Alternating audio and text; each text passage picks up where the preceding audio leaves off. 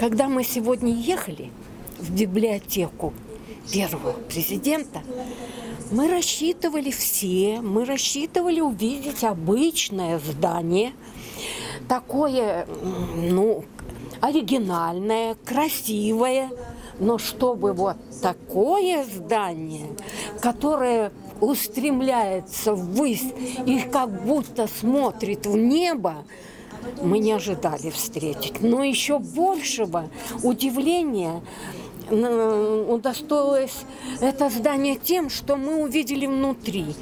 Я считаю, что это самое лучшее здание во всей нашей республике. И везде, где я только была, я нигде такого не видела. Енді бұнда библиотека біздің ойымыз түсімізге де кірмеген нәрсе. Өте жақсы екен. Әдемі нәрселерді көрдік. Ел сыйлаған, президентке сыйлаған шетелдердің қызметкерлерін подарықтарын көрдік. Кітаптарды көрдік, оқымаған кітаптар, көрмеген кітаптарымызды. Енді бізде кішкене Нұрекеңнің шығарған кітаптар, Нұрекеңнің өзі жазған кітаптарды бізде бар, бірақ оның енді 1% болса, соғанда тәуба дейміз. Өте жақсы екен.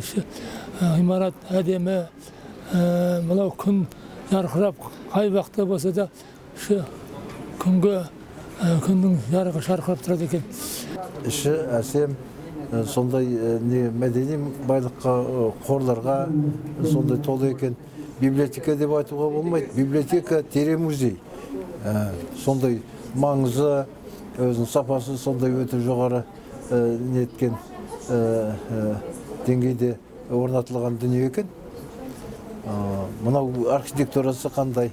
Содан кейін бұның маңызды менің білуімше, мұнда жас студенттер, оқымысты балалар, әртүрлі категорияда адамдар келіп, тегін интернетке кіріп, өшірден іздеген кітаптарын, іздеген жаңағы материалдарын тауып алады екен.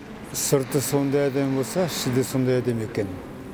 Мұның әдемілігі ішінде жай ғана емес, мұның ішінде өте бір қымбатты заттар бар екен. Оның бірі ең қымбаттысы кітаптар. Жер үстіне аударған біздің елбасының еңбектері көрілген. Соның кейін біздің елбасына берілген көптеген сый заттар бар екен, өте бағалы. Соның бәрі реттеп өз ретінде көріп тұр. Біз бірінші раз көріп тұр. Мен мұндайды жер үстіне аралым етіп айтты, мен көрген жоқпын, бірінші раз көріп тұрмын расында. Таңғалары жағдай, және расында мақтанатын жағдай екен. Осмотрев библиотеку, мы остались очень довольны.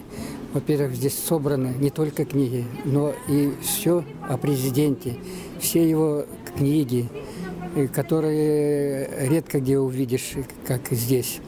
Поэтому вот это собрание всех знаний о президенте, о его трудах, это большое подспорье студентов и тем, кто интересуется жизнью и деятельностью нашего президента. Я вижу, что это первый отзыв, это мне не так, это...